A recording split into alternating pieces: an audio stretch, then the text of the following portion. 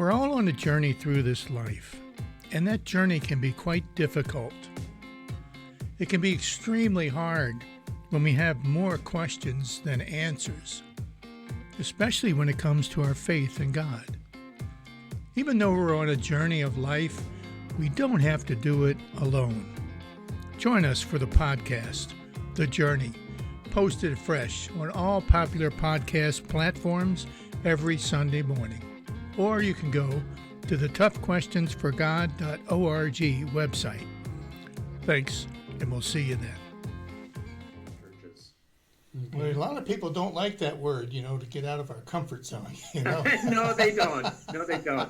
I think in a sermon I talked about the grace of discomfort, and I think there's some good grace in discomfort. Because we don't change.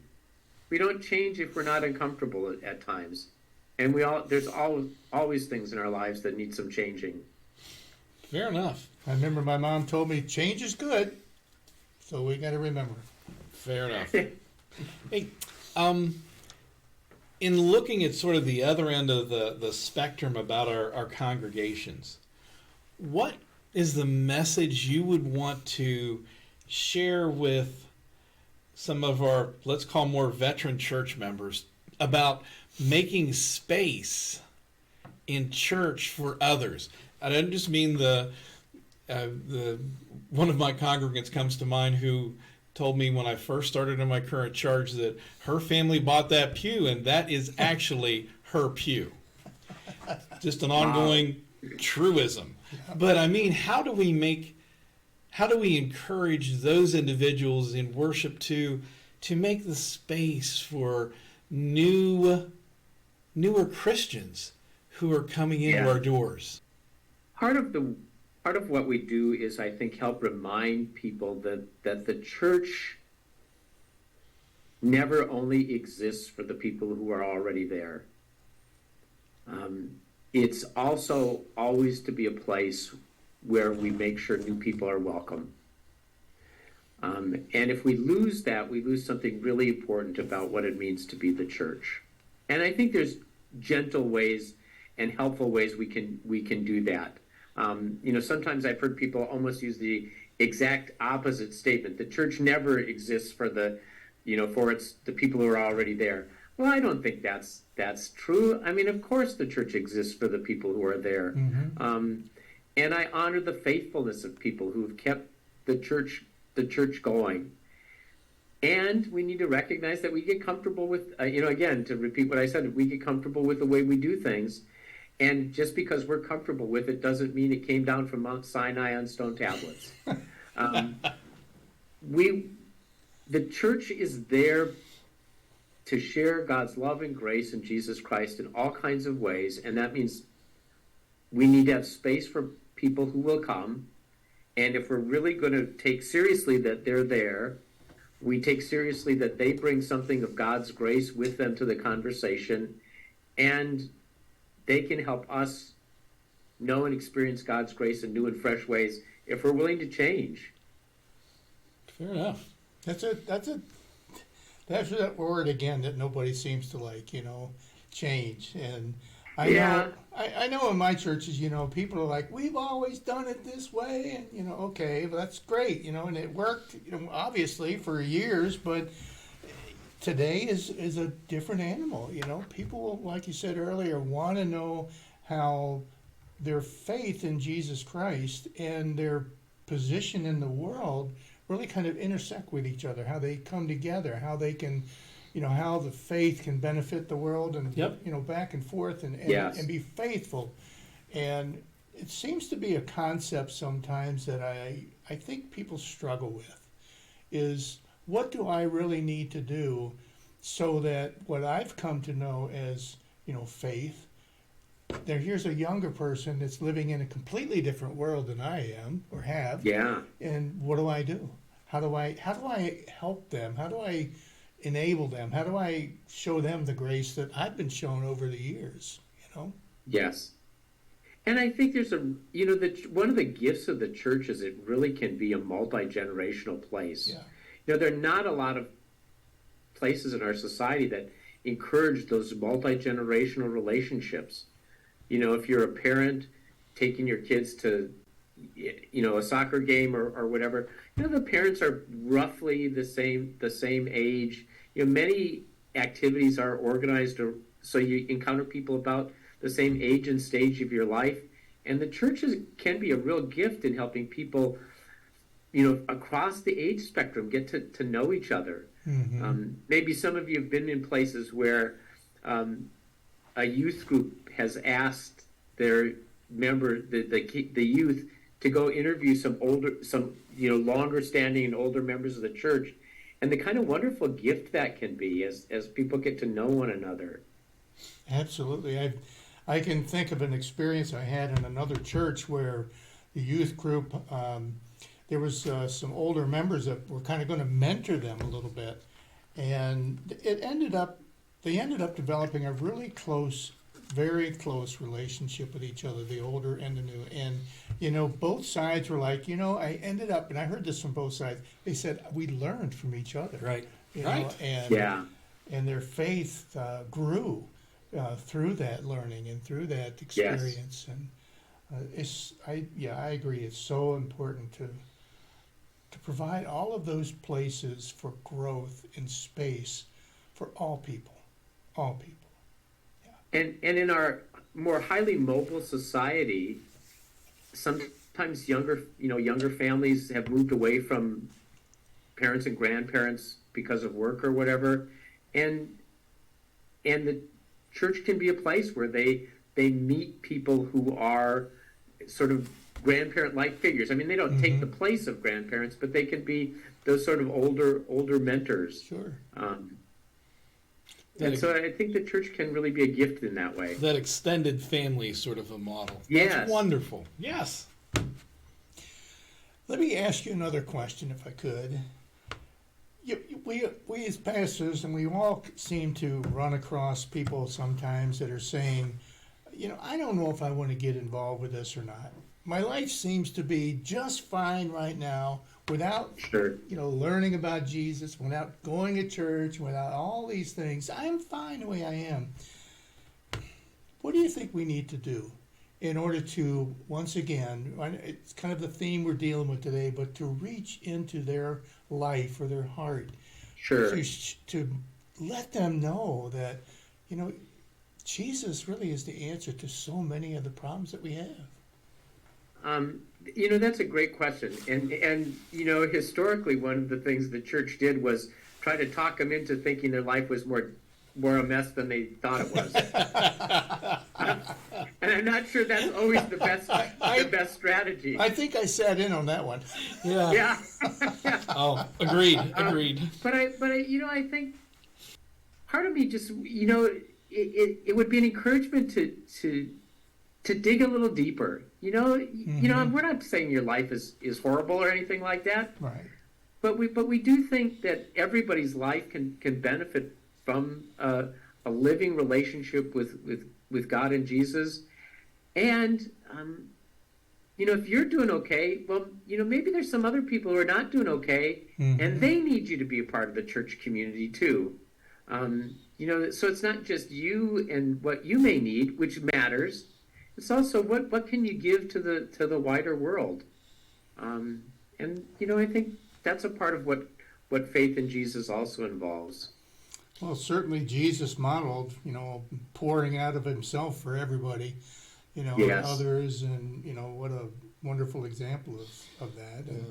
And in a way, I think maybe the disciples also are kind of a model where they followed, and their lives were tremendously enhanced by it. Certainly they had their share of difficulties. We all do. That's and I think us telling our stories in ways that are genuinely sharing our stories, not in a heavy-handed way, but I think about my own life. I don't have this dramatic story. I'm down in the gutter, or had huge addiction issues or whatever. But as I think about the trajectory of my life, it's different in really positive ways because I have followed Jesus. Mm-hmm. What a great message. It is. Yeah. I love to follow rock and roll. I mean, I like music and I love rock and roll. Oh, me and all too. that heavy metal and all that good stuff. I just like it. You know, played in the band and did all that stuff. But it's been interesting over the years to look at the life story of some of the people that I've followed. Like, you know, we've all heard of Alice Cooper, Yep. right?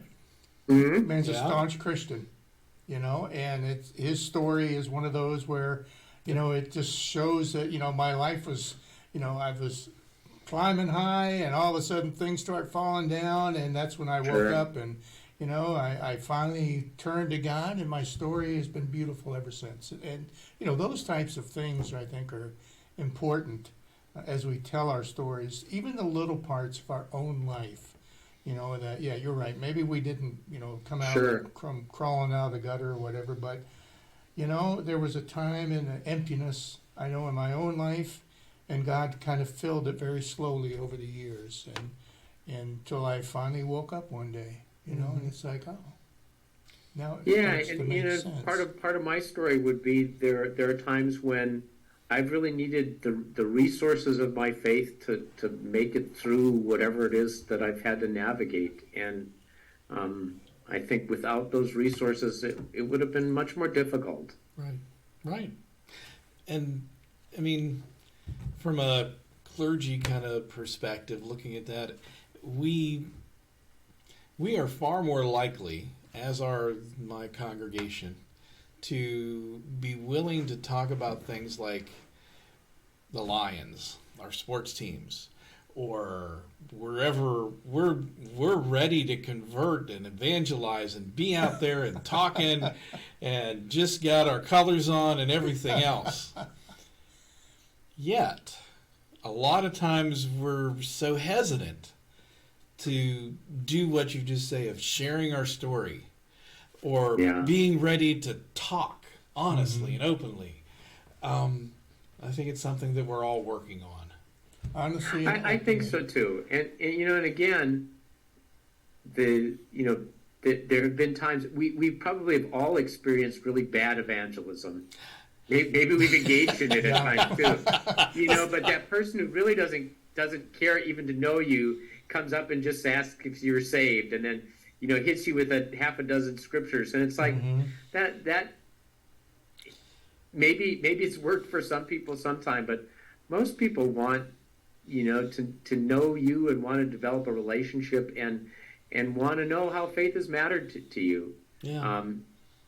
But that's part of, I think, why people are sometimes hesitant to talk about their faith, because they've experienced those bad conversations. But we need to model some good conversations. And a part of that, I think, comes that, as you said, listening and building relationships and being willing to talk about the questions or to talk about different things with somebody. Not talk at them, not Yeah. do that, but build that thing. you know, honestly, that was something that it was very difficult for me to learn, and that was to really be present with somebody, to really open my mind and heart to what they were saying. You know, it's one thing to listen, I think, but you know, it's another thing to really try and open yourself to understand where they're coming from and what they're experiencing and what their questions are. Right. Being present in that moment with them. Yes. Oh, so important.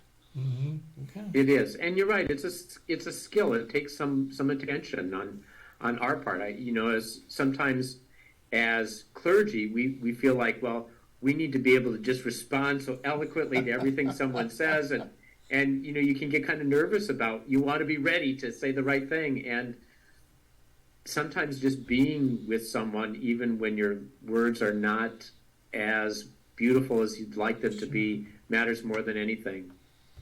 Outstanding. Very Absolutely. true. Very true. Any closing comments you might have? Again, who we're talking with, are those individuals looking, searching? Any words of advice, either for clergy or for people? Sure. Yeah, you know, so for people who are kind of on the outside, you know, one of the things that makes our task challenging in the church is that we have a history that's not always been very positive. True. We've cajoled people. We've been narrowly moralistic. The church has been too quiet in matters of race often, or we've not always been our best selves. And so part of what I hope people will do is to part of what we can do is acknowledge that, and to say, and that's not the entire story. There really is something here that matters, that makes your life, can make your life meaningful and better. That God's love really is this rich resource that God will love you no matter what you're going through, what's happening in your life, and you can grow in that love. You can grow in the knowledge of that love. You can grow in your ability to share that love in a way that makes a difference in the lives of people around you and in the world. So it's really kind of take my hand, take the next step. You don't have to have it all figured out in a moment, but there's something here, and I hope you'll kind of join me on the journey. I don't have it all together either, but join me on the journey. Oh, wonderful! I love that. I love it. Yep. So many people have this image of clergy and churches and all as I'm going to tell you what you need to do, and that's not really the case, is it? We want to journey along with them. So And be together. Yeah. Hey, Yes. Thank you very much for your time Thank you today. very much. Ray and Joe, thank you for what you're doing. I'm really encouraged. The first podcast I was on with clergy in Michigan, they were both they were both younger than all of us. I'm glad it's not just the 20 and 30 somethings that are doing this kind of stuff. Good deal. Well, awesome. We want to thank you for being with us today, and just really, we appreciate your words and your comments, and just the fact that you're supporting everything that we're doing. Yeah. And Thank you so thank much. you, and We thanks for your appreciate it. ministries, both of And you. thank you guys too. We appreciate you. Thanks Following everyone. through. Take care. God Be bless. well. Thank you. Thank you.